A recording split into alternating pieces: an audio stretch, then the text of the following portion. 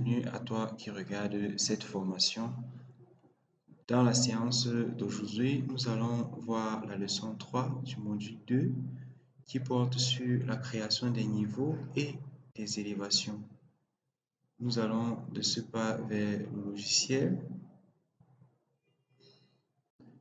Sur Revit, dans l'arborescence du projet, nous avons les différents types de plans de niveaux.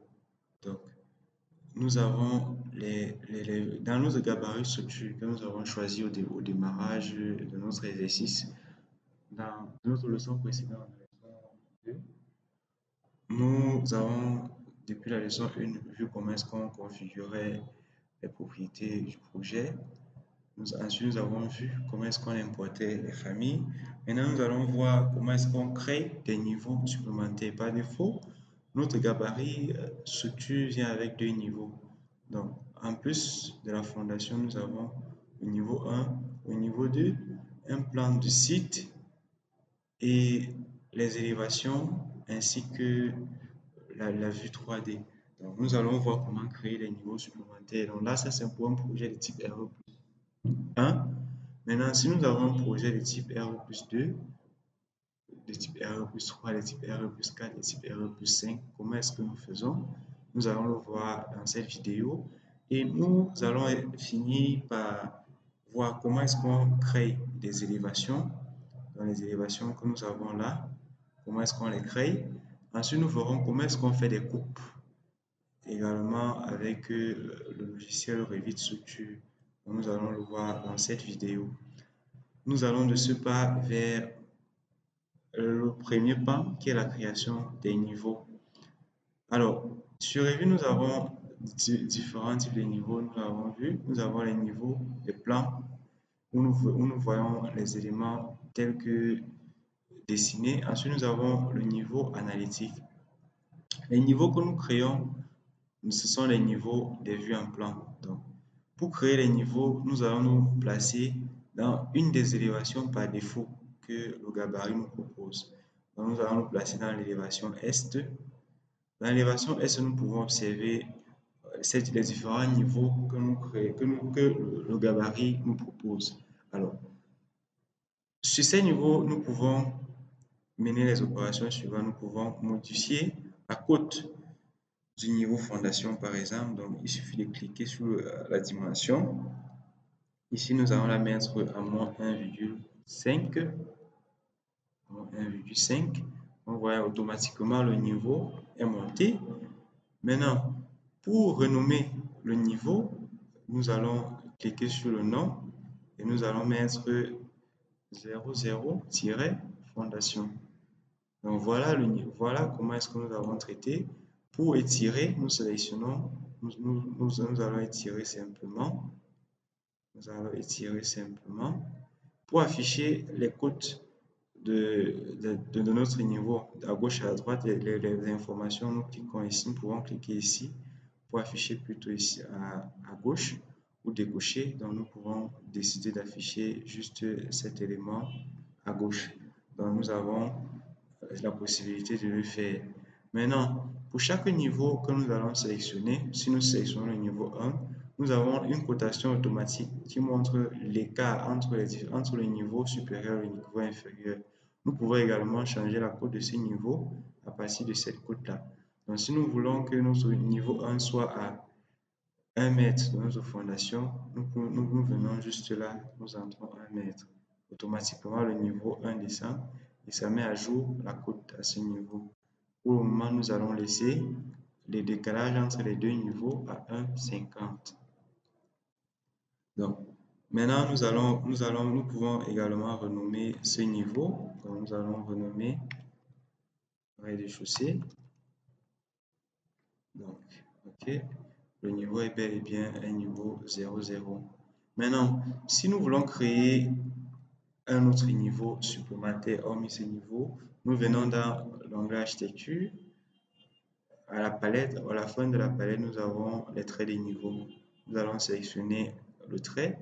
Automatiquement, ça nous ouvre le menu pour placer le trait. Nous pouvons placer de deux façons, soit en sélectionnant un trait qui est déjà dessiné, une ligne qui est présente, soit en dessinant nous-mêmes. En général, nous allons le dessiner nous-mêmes. Donc, pour dessiner, nous allons choisir toujours le type. Dans l'arborescence, nous avons plusieurs types. Donc, nous allons toujours choisir le type vu en plan. Donc, le type plan de structure vu en plan. Une fois que nous avons choisi, nous allons nous placer et nous allons dessiner. Donc, nous décidons de le placer à 3 mètres du niveau précédent. Donc, nous pouvons le dessiner là. Automatiquement, le niveau va se créer et nous allons le numéroter. Niveau 3. Donc, nous pouvons le faire ainsi de suite.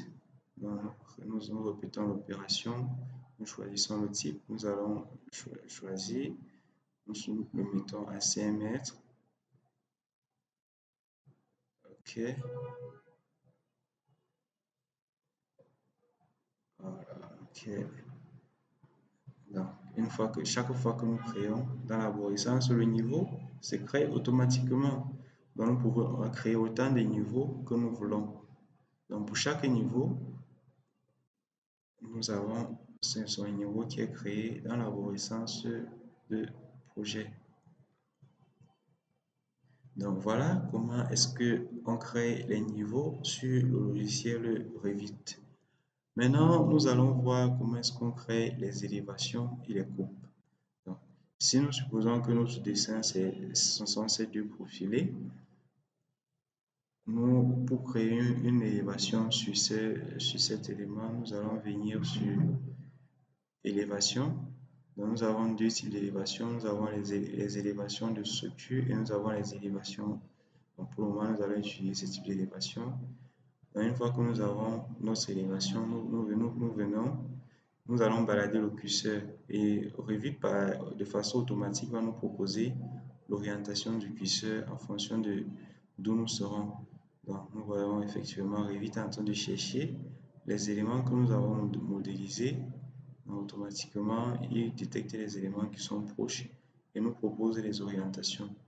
Donc, nous allons choisir une orientation, par exemple là. Une fois que nous avons placé l'élévation, elle se crée automatiquement dans l'arborescence du projet.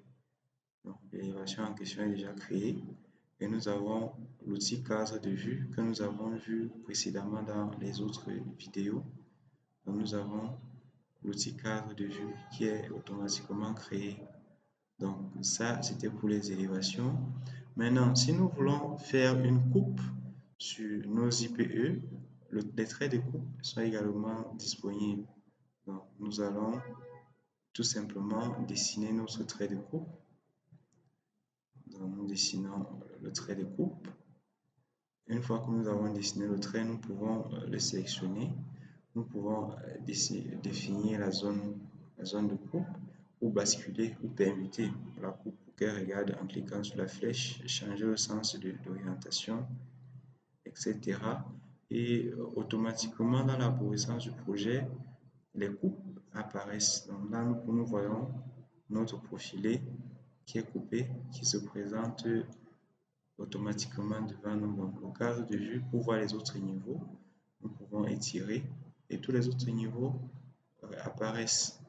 Donc voilà un peu présenté la création des façades, la création des élévations, la création des coupes et les niveaux. À la suite de cette leçon, nous reviendrons au plan de coffrage que nous avons dessiné à la leçon 3 du module 1. Donc, nous allons vous donner comme exercice de continuer ce plan de coffrage pour réviser les notions que nous avons vues depuis